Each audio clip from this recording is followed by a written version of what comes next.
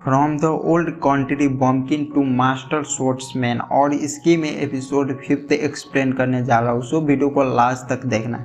Episode 5 में हमें दिखाया गया है कि मेन कैरेक्टर जो है वो फाइट कर रहा होता है एक बंदे से, और ये जो बंदा होता है वो मैजिक नाइट का एक बहुत बड़ा बंदा होता है, यानी बहुत ज़्यादा स्ट्रॉन्ग बंदा होता है। और इसके बाद हमें दिखाया गया है कि मेन कैरेक्टर इस बार भी उसे डिफीट कर देते हैं। और इसके बाद हमें दिखाया गया कि स्टोरी में कुछ ज़्यादा ही चेंजेस होता है। मेन कैरेक्टर जो है वो एक नेकलेस निकालता है और उस बंदे से पूछते हैं कि क्या तुम इसे जान रहे हो, इसे पहचान सकते हो कि किस तरह की नेकलेस है।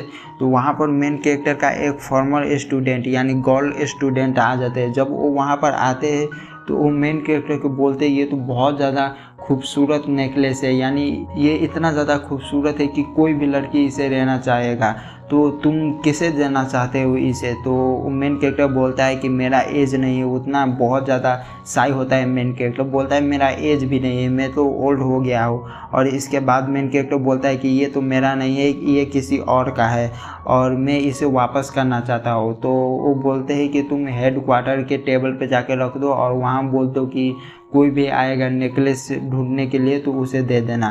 तब इसके बाद हमें दिखाया जाता है कि मेन कैरेक्टर जो है उस गर्ल से मिलते हैं, और जब उस गर्ल से मिलते हैं तो बोलते हैं कि तुम्हारा नेकलेस मेरे पास है, तुम उसे लेना चाहते हो तो मेरे साथ चलो।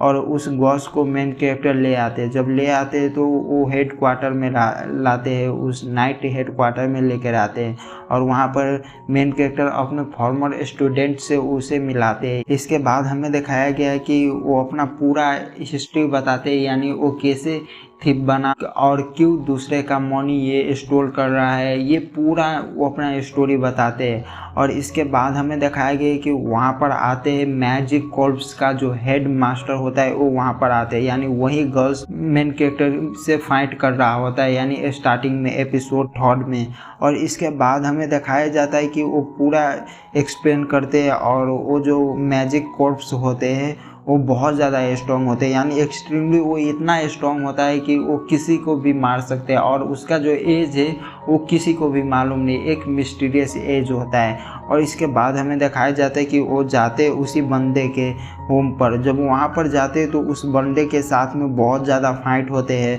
लेकिन वो जो गॉड्स होता है मैजिक कॉर्प्स उसे तो सिर्फ वो बच्चा लग रहा होता है, यानी इतना ज़्यादा वीक, और उसे बहुत आसान तरीके से वो डिफीट कर देते हैं। और इसके बाद हमें दिखाया जाता है कि बाहर में जो मेन कैरेक्टर है वो मेन कैरेक्टर भी वहाँ पर जितने भी बंदे होते हैं उस सब भी बंदे को बहुत आसान तरीके से मार देते हैं। और इसके बाद हमें दिखाया जाता है इस एनिमी के द डार्क रियलिटी, और ये दिखाते हैं तो मेरा दिमाग जो है पूरा चकरा गया था।